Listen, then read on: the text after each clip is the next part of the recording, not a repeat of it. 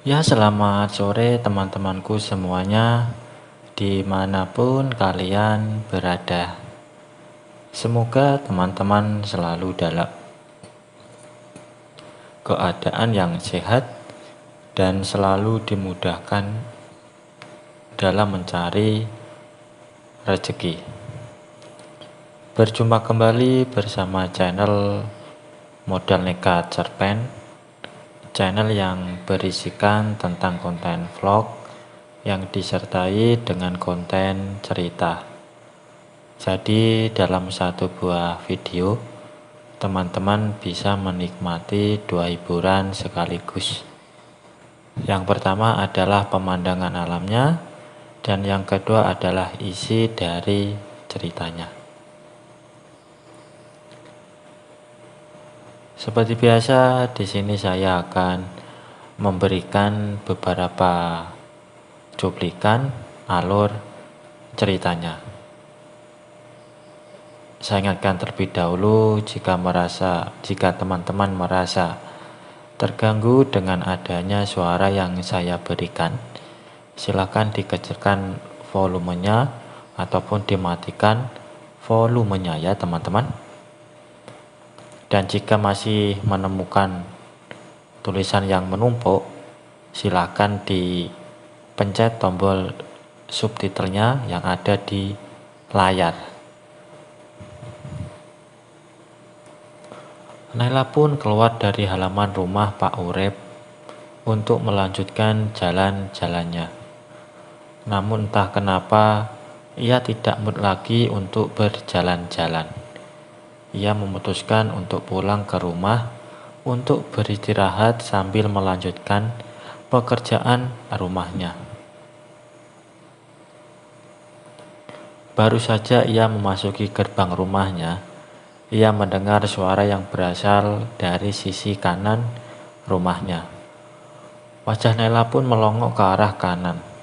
Nampak Pak Beni terlihat keluar dari rumahnya, hanya mengenakan celana kolornya saja.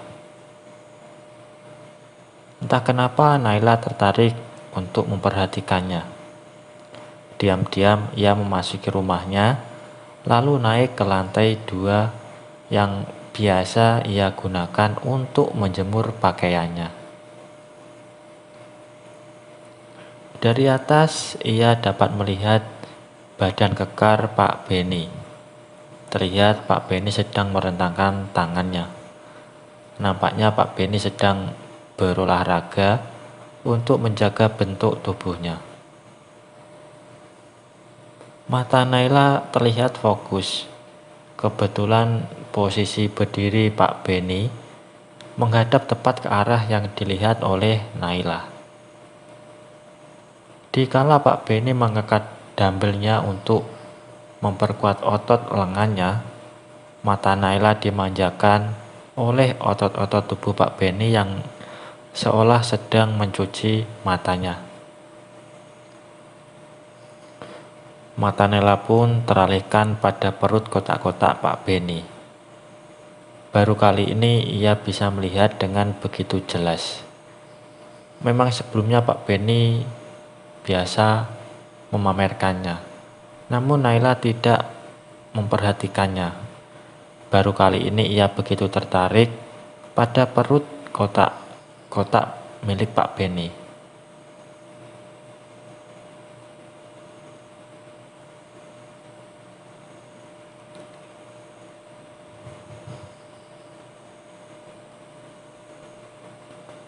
Mata Naila teralihkan pada dada bidang Pak Beni.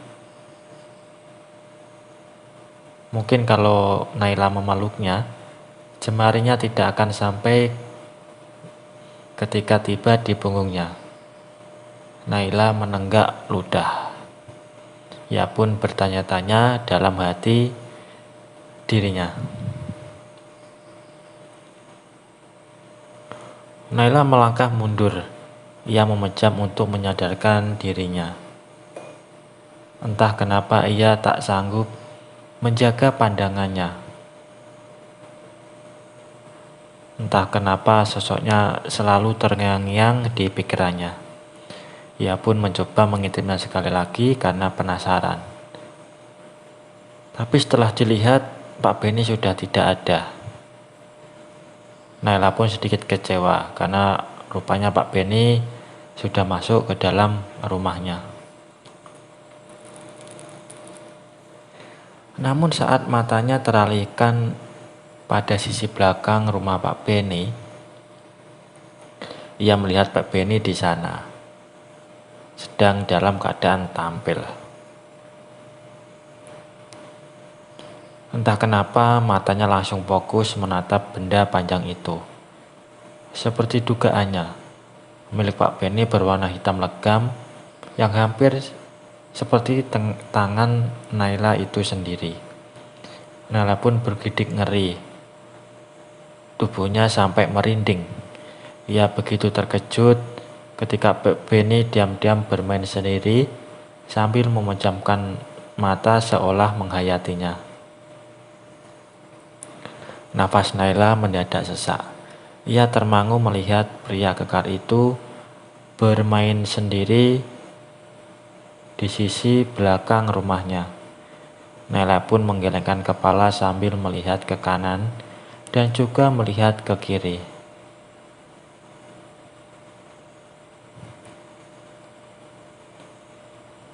Saat Naila hendak pergi untuk menjauhi kegiatan yang ada di depan matanya, tiba-tiba dia dikejutkan oleh suara Pak Benny yang sampai di telinganya.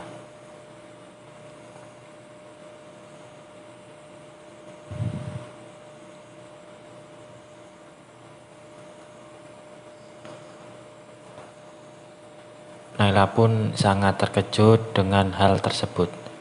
Apalagi suaranya membuat ambisi Naila bergetar. Ia heran kenapa Pak Benny sampai membayangkan dirinya. Naila merinding. Namun entah kenapa tiba-tiba ia mengeluarkan handphonenya untuk merekam apa yang ia lihat di belakang rumah Pak Benny. Ia merekamnya, bahkan mengzoomnya agar dirinya bisa melihat tubuh kekar itu dengan jelas. HP mahal yang Naila punya membuatnya dapat melihat aksi Pak Benny secara jelas meski sudah menzoomnya berkali-kali. Seketika Pak Benny menoleh ke arah Naila berdiri. Naila pun buru-buru pergi. Ia buru-buru turun ke lantai 1 rumahnya sambil memegang asetnya yang berdebar.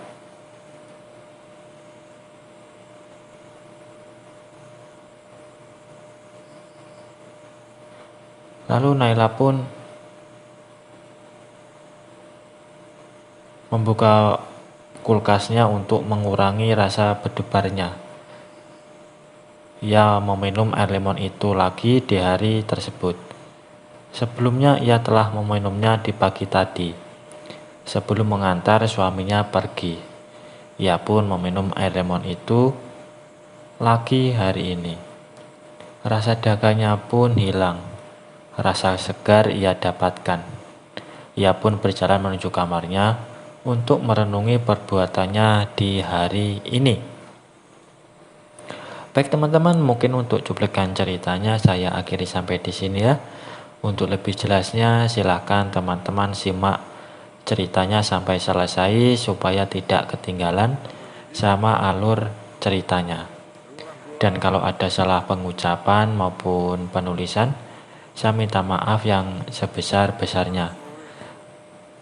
Dan jangan lupa di subscribe, like, share, dan komen ya, supaya channel ini bisa berkembang ke depannya. Saya ucapkan selamat sore, selamat beraktivitas, dan terima kasih.